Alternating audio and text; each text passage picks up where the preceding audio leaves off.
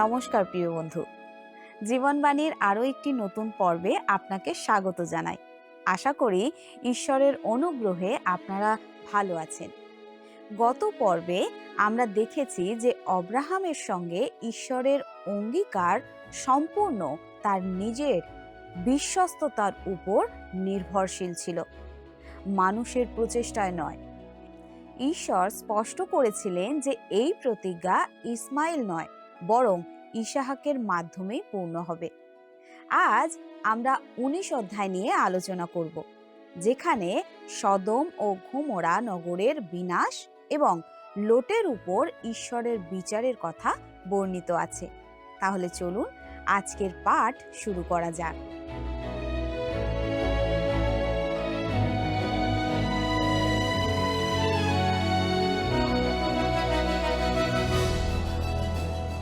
আমরা আমাদের আজকের অধ্যয়ন শুরু করব আদিপুস্তক 18 অধ্যায়ের 5 পদ থেকে।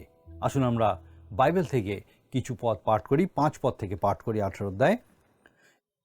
এবং কিছু খাদ্য আনিয়া দিই, তাহা দ্বারা প্রাণ আপ্যায়িত করুন, পরে পথে অগ্রসর হইবেন, কেননা ইহারই নিমিত্তে আপন দাসের নিকটে আগত হইলেন। তখন তাহারা কহিলেন, যাহা বলিলে তাহাই করো। তাহাতে অব্রাহাম তড়া করিয়া তাম্বুতে সারার নিকটে গিয়া কহিলেন, শীঘ্র 3 মান উত্তম ময়দা লইয়া ছানিয়া পিষ্টক প্রস্তুত করো। পরে অব্রাহাম তড়ায় বাথানে গিয়া উৎকৃষ্ট কোমল এক গোবৎস লইয়া দাসকে দিলে, সে তাহা শীঘ্র পাক করিল। তখন তিনি দধি, দুগ্ধ ও পক্ক মাংস লইয়া তাহাদের সম্মুখে দিলেন এবং তাহাদের নিকটে বৃক্ষতলে দাঁড়াইলেন ও তাহারা ভোজন করিলেন। কি অসাধারণ আপ্যায়ন, তাই নয় কি? অব্রাহাম একটা অতি সুস্বাদু ভোজ প্রস্তুত করলেন। তিনি একটা কোমল গোবৎস নিলেন, তার একজন দাস সেটা মেরে রান্না করে দিল। সেই খাদ্য তালিকায় ছিল দধি, দুগ্ধ ও পক্ক মাংস। একেবারে রাজকীয় আয়োজন। অব্রাহাম এইভাবেই সেই 3 জন অতিথিকে আপ্যায়ন করেছিলেন। এরপর আমরা বুঝতে পারলাম যে তারা ছিলেন রাজকীয় অতিথি। নতুন নিয়মে আমাদের এই কথা বলা হয়েছে, তদ্বারা কেহ কেহ না জানিয়া দূতগণেরও আতিথ্য করিয়াছেন। ইব্রিয় 13 অধ্যায় 2 পদ। এটাই ছিল অব্রাহামের স্বভাব। তিনি জানতেন না তিনি সত্যি করে কাদেরকে আপ্যায়ন করছেন। ভোজন শেষ করার পরে তারা অব্রাহামকে কি বললেন সেটা আমরা পরের পদে লক্ষ্য করি। আদিপুস্তক 18 অধ্যায় 9 পদ আমরা পড়ি। আর তাহারা তাহাকে জিজ্ঞাসা করিলেন, তোমার স্ত্রী সারা কোথায়? তিনি কহিলেন, দেখুন, তিনি তাম্বুতে আছেন। সেই সময় তো বটেই, এখনও প্রাচ্যে অনেক স্থানেই গৃহকর্ত্রীরা বাইরে বেরিয়ে এসে অতিথি আপ্যায়ন করেন না, বিশেষ করে যখন সেই অতিথিরা পুরুষ মানুষ হয়। কিন্তু এখানে দেখা যাচ্ছে যে তারা সারার বিষয়ে জানতে চাইছেন। সারা তাম্বুতে আছেন শুনে অতিথিদের একজন যা বললেন সেটা আসুন আমরা পাঠ করি 18 অধ্যায় 10 পদ। তাহাতে তাহাদের এক ব্যক্তি কহিলেন, এই ঋতু পুনরায় উপস্থিত হইলে আমি অবশ্য তোমার কাছে ফিরিয়া আসিব, আর দেখো, তোমার স্ত্রী সারার এক পুত্র হইবে। এই কথা সারা তাম্বুদ্বারে তাহার পশ্চাৎ থাকিয়া শুনিলেন। আমার মনে হয় সারা সেই সময় তাম্বুর দরজায় কান পেতে সব কথা শুনছিলেন। অব্রাহাম ও সারা দুজনেই এখন উপলব্ধি করলেন যে তারা না জেনেই স্বর্গদূতদের আপ্যায়ন করছেন। আমরা আরও 2টি পদ পাঠ করি। আদিপুস্তক 18 অধ্যায় 11 আর 12 পদ। সেই সময় অব্রাহাম ও সারা বৃদ্ধ ও গতবয়স্ক ছিলেন। সারার স্ত্রী ধর্ম নিবৃত্ত হইয়াছিল। অতএব সারা মনে মনে হাসিয়া কহিলেন, আমার এই শীর্ণ দশার পরে কি এমন আনন্দ হইবে? আমার প্রভু তো বৃদ্ধ। অর্থাৎ সারা জানতে চাইলেন, আমার কোনো পুত্র হওয়া কি করে সম্ভব হবে? আর তিনি হেসে উঠলেন। এখন কথা হলো, তার এই হাসি কেমন ছিল? আমার মনে হয় এটা হচ্ছে সেই হাসি যা বলে, এটা সত্যি হলে ভালোই হতো, ব্যাস এইটুকুই। আমি নিশ্চিত যে আমাদের মধ্যে অনেকেরই এই ধরনের অভিজ্ঞতা আছে। কোনো একটা বিষয়ে ঈশ্বর আমাদের জন্য এতটাই মঙ্গলজনক হয়েছেন যে আমরা না হেসে থাকতে পারিনি। এমন কিছু ঘটেছিল যা সত্যি হওয়ার জন্য খুবই ভালো ছিল, আর সারা সেই কারণেই হেসেছিলেন।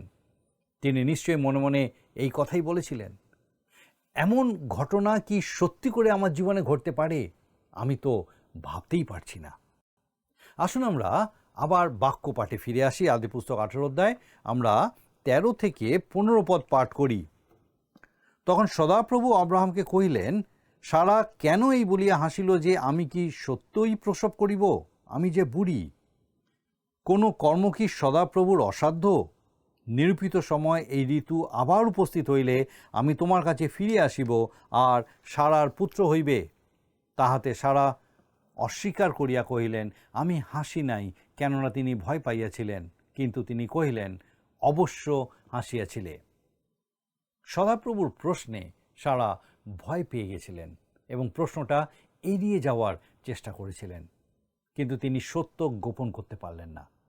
আসুন আমরা আরও একটা পদ পাঠ করি, 16 পদ। পরে সেই ব্যক্তিরা তথা হইতে উঠিয়া সদমের দিকে দৃষ্টি করিলেন, আর অব্রাহাম তাহাদিওকে বিদায় দিতে তাহাদের সঙ্গে সঙ্গে চলিলেন। অব্রাহামের তাম্বুর কোনো সদর দরজা না থাকাতে তিনি তাদের বিদায় জানাবার জন্য তাদের সঙ্গে কিছুটা এগিয়ে গেলেন।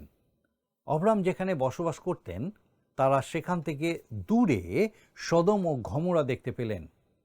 আপনি যদি সেই দেশে যান তাহলে লক্ষ্য করবেন যে আবহাওয়া ভালো থাকলে সেখান থেকে কত দূর পর্যন্ত দেখা যায়। সেখান থেকে অনায়াসে জেরুসালেম থেকে বেথলেহেম নগর অবধি দেখতে পাবেন। আর সমরিয়ার ধ্বংসাবশেষ থেকে একদিকে যেমন জেরুসালেম দেখা যায়, অন্যদিকে তেমনি ভূমধ্যসাগর, আরেকদিকে গালিল সমুদ্রও দেখা যায়। এমনকি যে কোনো জায়গা থেকে হরমোন পর্বতও দেখা যায়। উফ, কি অসাধারণ দৃশ্য হতে পারে! অব্রাহাম তার এই অতিথিদের তাদের যাত্রায় এগিয়ে দিতে গেলেন, আর দূরে সদম ও গমোরা তাদের চোখে পড়ল। সেগুলো ছিল সেই সময়ের ছুটি কাটানোর প্রধান জায়গা এবং নিশ্চয়ই সেখানে থাকা খুবই মনোরম ও সুন্দর। আমরা আমাদের বাইবেল অধ্যয়নের পরে যে বিষয়টা দেখব সেটা হলো ঈশ্বর সদম ও গমোরার আগত ধ্বংসের কথা ঘোষণা করলেন। আর সেই অংশটি আলোচনার প্রথমে আমরা এই অধ্যায়ের পরের দুটো পদ পাঠ করব। আদিপুস্তক 18 অধ্যায় 17 পদটা আমরা পাঠ করব। তাহাতে সদাপ্রভু কহিলেন, আমি যাহা করিব তাহা কি অব্রাহাম হইতে লুকাইব? এখন পর্যন্ত সদাপ্রভু সদম ও গমোরার বিষয়ে কি করতে চলেছেন সেটা অব্রাহামের কাছে প্রকাশ করেননি। তিনি সেই নগর দুটিকে ধ্বংস করতে চলেছেন, আর তিনি বললেন, আমি যাহা করিব তাহা কি অব্রাহাম হইতে লুকাইব? এবারে আমরা লক্ষ্য করব কি কারণে ঈশ্বর তার এই কাজ অব্রাহামের কাছ থেকে লুকিয়ে রাখবেন না। আমরা 18 পদ পড়ি, লেখা আছে, অব্রাহাম হইতে মহতী ও বলবতী এক জাতি উৎপন্ন হইবে, এবং পৃথিবীর যাবতীয় জাতি তাহাতেই আশীর্বাদ প্রাপ্ত হইবে। অব্রাহামের প্রভাব হবে অত্যন্ত গভীর। তিনি পরবর্তী প্রজন্ম সহ অসংখ্য মানুষের উপরে প্রভাব ফেলবেন। এই কথা আজকের দিনে একেবারে সত্যি। আমিও আপনি যখন এই গ্রন্থটি পাঠ করছি, অব্রাহাম কি আমাদেরকে প্রভাবিত করছেন না? আমরা তো সেটা অস্বীকার করতে পারি না। আসুনের পরের পদ 19 পদ পড়ি। কেননা আমি তাহাকে জানিয়াছি যেন সে আপন ভাবী সন্তানগণকে ও পরিবার দিগকে আদেশ করে, যেন তাহারা ধর্মসঙ্গত ও ন্যায্য আচরণ করিতে করিতে সদাপ্রভুর পথে চলে। এইরূপে সদাপ্রভু যেন অব্রাহামের বিষয়ে কথিত আপনার বাক্য সফল করেন। ঈশ্বর বলছেন, আমার মনে হয় এই বিষয়টা অব্রাহামের কাছ থেকে লুকিয়ে রাখা ঠিক হবে না, কারণ আমার প্রতি তার একটা ভুল ধারণা হবে।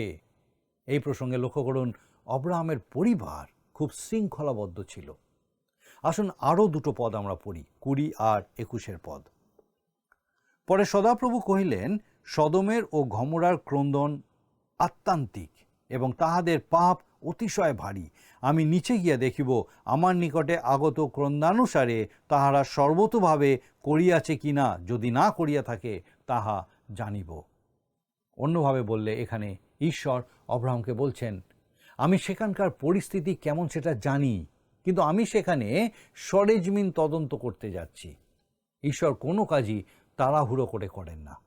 ঈশ্বর যেই নগর দুটিকে ধ্বংস করতে যাচ্ছেন সেটা অব্রাহামকে জানিয়ে দিয়ে খুব ভালো কাজ করেছিলেন, নয়তো ঈশ্বরের বিষয়ে অব্রাহামের একটা ভুল ধারণা হতো। তিনি হয়তো ভেবে নিতেন যে ঈশ্বর খুবই স্বৈরাচারী এবং প্রতিহিংসা পরায়ণ। এবং তিনি এমন একজন যিনি আপাতত দৃষ্টিতে তার লোকদের প্রতি কোনো করুণা বা বিবেচনা করেন না। তাহলে ঈশ্বর সম্পর্কে আব্রাহামের দৃষ্টিভঙ্গি সত্যি বিকৃত ও বক্র হয়ে যেত।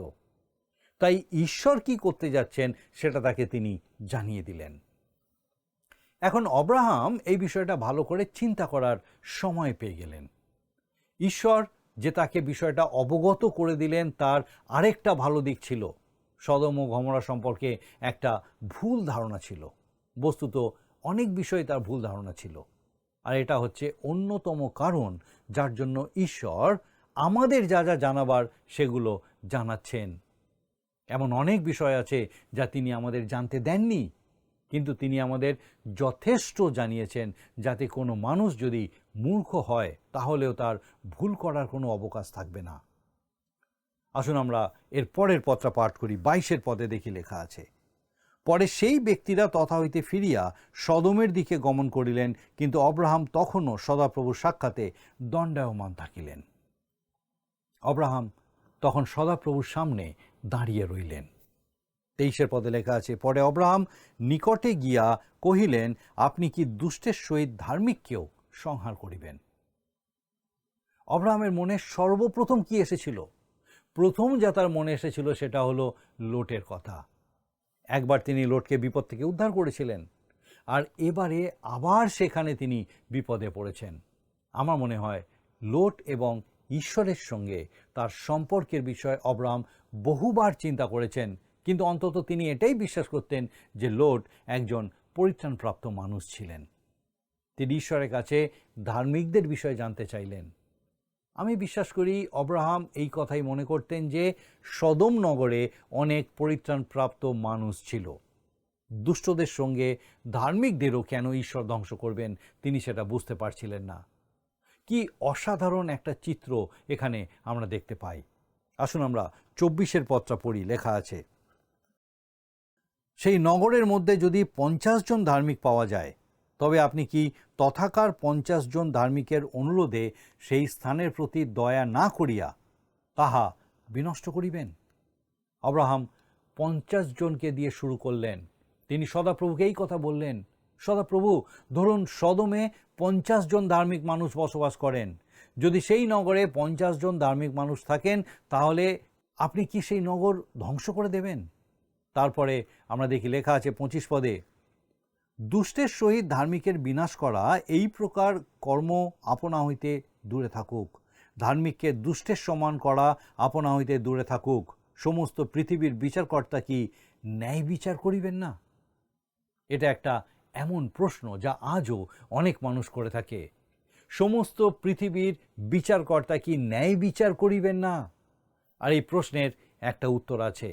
বাইবেলের বাকি অংশ এই সত্যেরই সাক্ষ্য দেয় যে পৃথিবীর বিচারকর্তা সব সময় ন্যায় বিচার করেন। ঈশ্বর যা কিছু করেন সেটা ঠিকই করেন। আর আপনার যদি মনে হয় যে তিনি ঠিক কাজ করছেন না, তাহলে সেটা ঈশ্বরের সমস্যা নয়, কিন্তু সমস্যাটা হলো আপনার আর আপনার চিন্তাধারার। আপনার চিন্তাধারাই ভুল। আপনার কাছে সমস্ত তথ্য নেই, আপনি বিশদভাবে জানেন না। আপনি যদি সবটা জানতেন তাহলে এটা জানতেন যে পৃথিবীর বিচারকর্তা ন্যায় বিচার করেন। আমরাই ভুল, তিনি ঠিক। সদাপ্রভু আব্রাহামের কথায় কি উত্তর দিলেন আসুন আমরা দেখি। লেখা আছে 26 পদে, সদাপ্রভু কহিলেন, আমি যদি সদমের মধ্যে 50 জন ধার্মিক দেখি, তবে তাহাদের অনুরোধে সেই সমস্ত স্থানের প্রতি দয়া করিব। আর আব্রাহাম সেটা ভেবে নিয়ে বললেন, যা লেখা আছে 27 এবং 28 পদে আমরা দেখি লেখা আছে, আব্রাহাম উত্তর করিয়া কহিলেন, দেখুন, ধূলি ও ভস্মমাত্র যে আমি প্রভুর সঙ্গে কথা কইতে সাহসী হইয়াছি। কি জানি 50 জন ধার্মিকের 5 জন ন্যূন হইবে, সেই 5 জনের অভাব প্রযুক্ত আপনি কি সমস্ত নগর বিনষ্ট করিবেন? তিনি কহিলেন, সেই স্থানে 45 জন পাইলে আমি তাহা বিনষ্ট করিব না। অন্য কথায় আব্রাহাম বললেন, যদি সেখানে 45 জন বাকি থাকে, তাহলে কি সেই 45 জনের জন্য আপনি নগরটিকে ধ্বংস করবেন? আর ঈশ্বর তাকে বললেন, আমি যদি সেখানে 45 জনকে পাই তাহলে আমি ধ্বংস করব না। এই কথা তাকে আরেকটু সাহসী করে তুলল। আর তিনি সদাপ্রভুকে বললেন, যদি সেখানে 40 জন থাকে। খুব চমকপ্রদ বিষয় যে ঈশ্বর বললেন 40 জনের জন্যও আমি ধ্বংস করব না। আব্রাহাম ক্রমশ সংখ্যাটাকে কমিয়ে আনতে লাগলেন। তিনি বললেন, যদি 30 জন হয়। ঈশ্বর বললেন, সেখানে যদি 30 জন থাকে তাহলেও আমি ধ্বংস করব না। আব্রাহাম বললেন, ধরুন সেখানে যদি 20 জন থাকে। ঈশ্বর বললেন, আমি ধ্বংস করব না তাহলে। আব্রাহাম এখন একেবারে অভিভূত হয়ে গেলেন, আর তিনি একেবারে শেষ চেষ্টায় বললেন, আর যদি সেখানে কেবল 10 জন থাকে, আপনি কি 10 জন ধার্মিক থাকলে ধ্বংস করে দেবেন? আর ঈশ্বর বললেন, সেই নগরে যদি 10 জনও ধার্মিক থাকে, আমি তাহলে সেটা ধ্বংস করব না। আমরা আসুন এবারে 33 তথা 18 অধ্যায়ের শেষ পদে দেখি লেখা আছে, তখন সদাপ্রভু অব্রাহামের সহিত কথোপকথন সমাপন করিয়া প্রস্থান করিলেন এবং অব্রাহাম স্বস্থানে ফিরিয়া আসিলেন। এখানে যে প্রশ্নটা উঠে আসে সেটা হলো, অব্রাহাম 10 জনের থেকে কমে কেন নেমে এলেন না? আমি আপনাকে বলছি কেন। সেই সময় তিনি এই ভয় পাচ্ছিলেন যে তাকে হয়তো লোটকে হারাতে হবে, আর সেটা তাকে খুবই বিক্ষুব্ধ করে তুলেছিল। আর সেই কারণেই তিনি আর সংখ্যাটা কমাতে চাইলেন না। কিন্তু তিনি সংখ্যাটা একে নামিয়ে আনতে পারতেন। তিনি এই কথা বলতে পারতেন, সদাপ্রভু, সেই নগরে যদি কেবল একজনই ধার্মিক থাকে, তাহলে কি আপনি সেটা ধ্বংস করে দেবেন? আপনি কি জানেন ঈশ্বর তাহলে তাকে কি বলতেন? তিনি তাকে এই কথা বলতেন, সেই নগরে যদি এমন একজন লোক থাকে যে ধার্মিক, আমি তাহলে তাকে সেখান থেকে বার করে নিয়ে আসব। কারণ আমি নগরের সঙ্গে কোনো ধার্মিক লোককে ধ্বংস করব না। সেটা যে এমনই হবে সেটা আমি কিভাবে জানলাম? কারণ সেইভাবেই তো ঘটনাটা ঘটল। সেখানে তো একজনই ধার্মিক ব্যক্তি ছিল। যদি অব্রাহাম সেটা বিশ্বাস করতেন না, কিন্তু ঈশ্বর সেটা জানতেন, আর সেই ব্যক্তি হচ্ছেন লোট। ঈশ্বর লোটকে বলেছিলেন, এই নগর থেকে পালিয়ে যাও, যতক্ষণ না তুমি এই নগরের বাইরে চলে যাচ্ছ আমি এটা ধ্বংস করতে পারছি না। আপনি কি জানেন, যতক্ষণ এই পৃথিবীতে মণ্ডলী থাকবে ততক্ষণ মহাক্লেশের সময়কাল শুরু হতে পারবে না। সেটা কিছুতেই আসতে পারবে না, কারণ খ্রিস্ট আমাদের বিচারের ভার বহন করেছেন, আর মহাক্লেশ হচ্ছে আগত বিচারেরই একটা অংশ। এটা হচ্ছে সত্যের এক গৌরবময় চিত্র, আর সেই কারণে মণ্ডলীকে এর মধ্যে দিয়ে যেতে হবে না। আমরা এটাই দেখব যে সদম ও গমরা হচ্ছে এই জগতের একটা চিত্র। আর কি অসাধারণ চিত্র এটা! আজ জগতের কি ভয়ানক পরিস্থিতি, অনেকটা সদম ও গমরার মতো। কিন্তু সেটা নয় যে কালই প্রভুর আগমন হবে। আমার জানা নেই, অন্য কেউ জানে না তার আগমন ঠিক কবে হবে, কিন্তু তার আগমন কালকেও হতে পারে। এবং এটা নিঃসন্দেহে আদি পুস্তকে আমাদের সামনে যে চিত্রটি উপস্থাপিত হয়েছে তার বাস্তবায়নের সঙ্গেই সামঞ্জস্যপূর্ণ হবে। পবিত্র বাইবেলের আদি পুস্তক অধ্যয়নে আমরা এবারে 19 অধ্যায়ে আসব। এখানে আমরা দুটি বিষয় বিশেষ করে লক্ষ্য করব। প্রথমত, স্বর্গদূতেরা লোটের সঙ্গে সাক্ষাৎ করলেন এবং সদম ও গমরার বিনাশ হলো। এই অধ্যায়ে আমরা লোটকে তার স্ত্রী ও 2 কন্যাদের নিয়ে সদম পরিত্যাগ করতে এবং সদম ও গমরা ধ্বংস হতে দেখি। লোটের স্ত্রী একটি লবণ স্তম্ভে পরিণত হলো, আর তারপর আমরা লোটকে তার 2 কন্যার সাথে জঘন্য পাপ কার্যে লিপ্ত হতে দেখি। 19 অধ্যায়ে আমরা যে চিত্রটা দেখতে পাই সেটা হলো একটি ধ্বংসপ্রাপ্ত জীবনের চিত্র।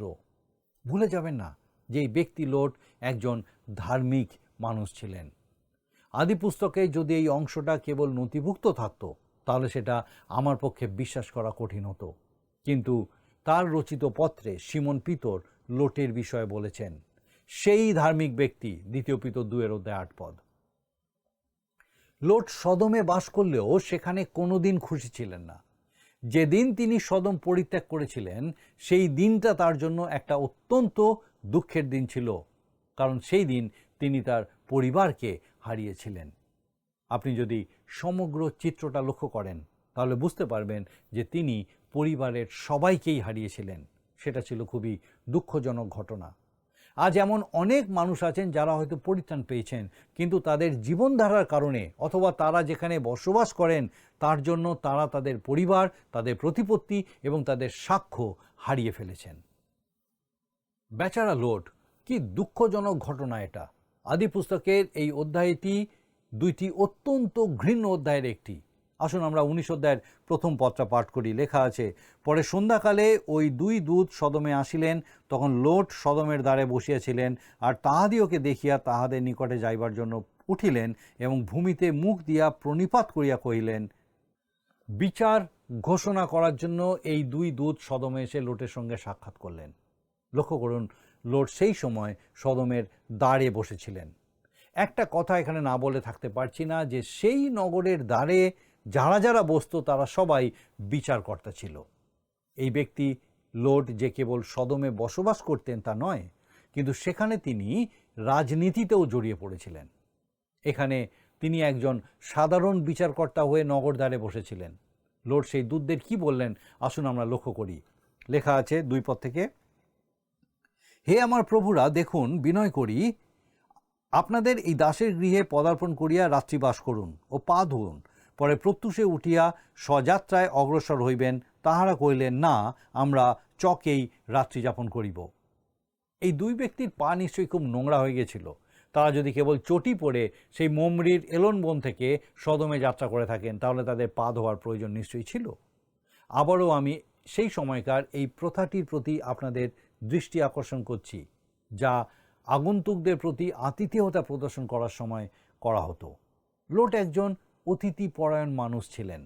সে আগন্তুকরা যখন তার কাছে এলেন, তিনি তার গৃহে এসে উঠতে বললেন। প্রথমে যদিও তারা অনিচ্ছুক ছিলেন, তারা বললেন, না, আমরা চকেই থাকব। অন্য কথায় তারা বললেন, আমরা রাস্তাতেই থাকব, আমরা আপনার অসুবিধা সৃষ্টি করতে চাই না। আর তারা এই কথাটা একটা উদ্দেশ্য নিয়েই বলেছিলেন।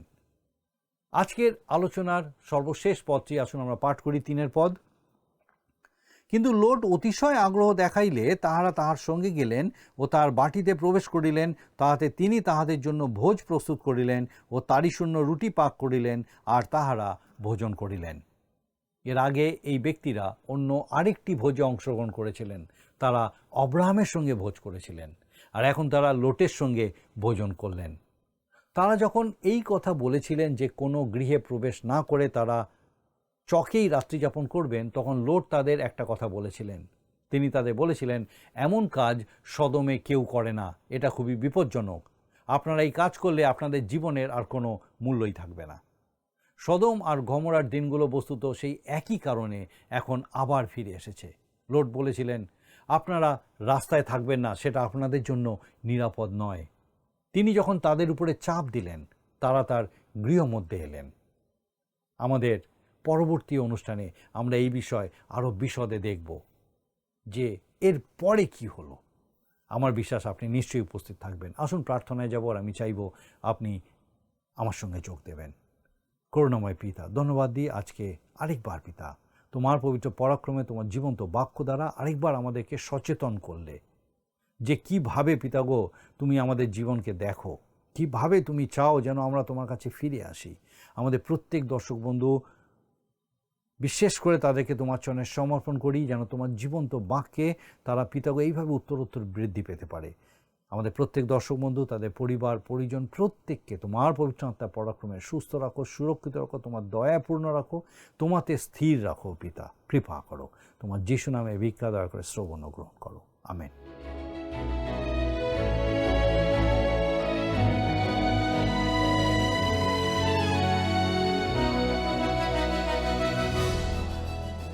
প্রিয় বন্ধু, আশা করি আজকের পর্ব আপনার হৃদয়ে গভীর প্রভাব ফেলেছে। আজ আমরা আদি পুস্তক 18 ও 19 অধ্যায়ের মাধ্যমে ঈশ্বরের সঙ্গে নিবিড় সম্পর্ক এবং আপোষকামিতার জীবনের পার্থক্য শিখলাম। অব্রাহামের আতিথেয়তা ও সদমের জন্য তার আকুল প্রার্থনা আমাদের শেখায় যে ঈশ্বরের কাছে কিছুই অসম্ভব নয়, বরং তিনি সর্বদা ন্যায় বিচার করেন।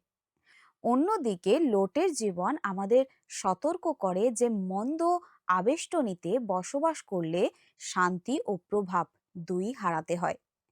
আগামী পর্বে আমরা 20 অধ্যায় নিয়ে আলোচনা করব, যেখানে সমতল ভূমির নগরগুলির ধ্বংস এবং অব্রাহামের জীবনের এক নতুন পরীক্ষা নিয়ে কথা হবে। আজ বিদায় নিচ্ছি। ঈশ্বর আপনাদের মঙ্গল করুক। নমস্কার। প্রিয় বন্ধু, আসুন আমরা আজকের প্রশ্ন উত্তরে আসি। গত সপ্তাহের প্রশ্নের উত্তর অপশন এ, হাস্য। আজকের প্রশ্ন, দূতেরা যখন সদমে আসলেন তখন লোট কোথায় বসেছিলেন? অপশন এ, দাঁড়ে, বি, মাঠে, সি, ঘরেতে, ডি, রাস্তায়। প্রিয় বন্ধু, এই প্রশ্নের উত্তর আগামীকাল সন্ধ্যে 6টার মধ্যে option A, B, C, D সহকারে আপনার নাম ও সম্পূর্ণ ঠিকানা সহ 9433497235 এই নম্বরে SMS-এ বা হোয়াটসঅ্যাপে পাঠাবেন।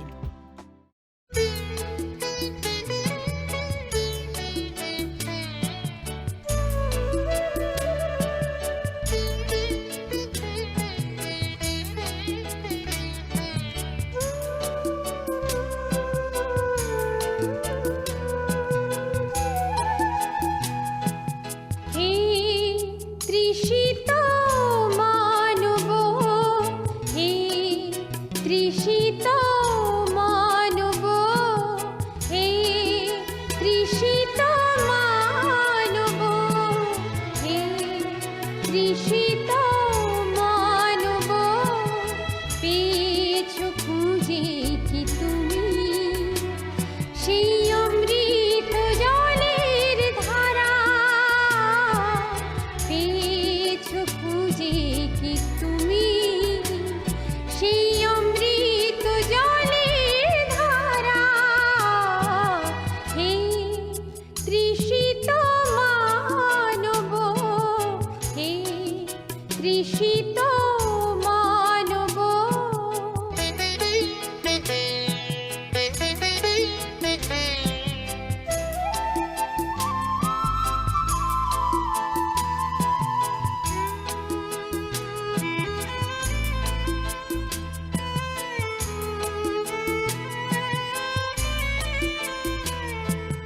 কেন বলো তুমি ছুটে চলো বৃথা জগতের সুখ পথে?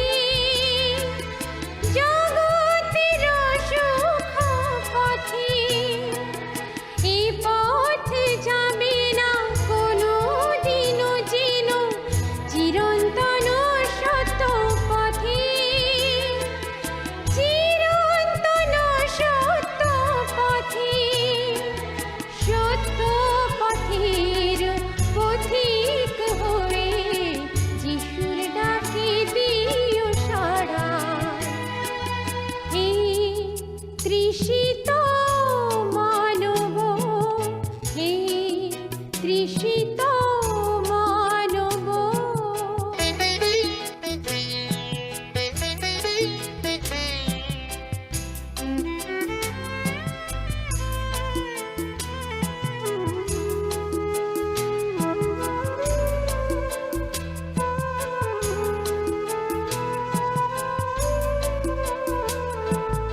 অমৃত জলের নির্ঝরে হে যিশু অবিরত ঝরে পড়ে, অবিরত ঝরে পড়ে। অঞ্জলি ভরিয়ে পানে করো তাহা অনন্ত জীবন তরে, অনন্ত জীবন তরে।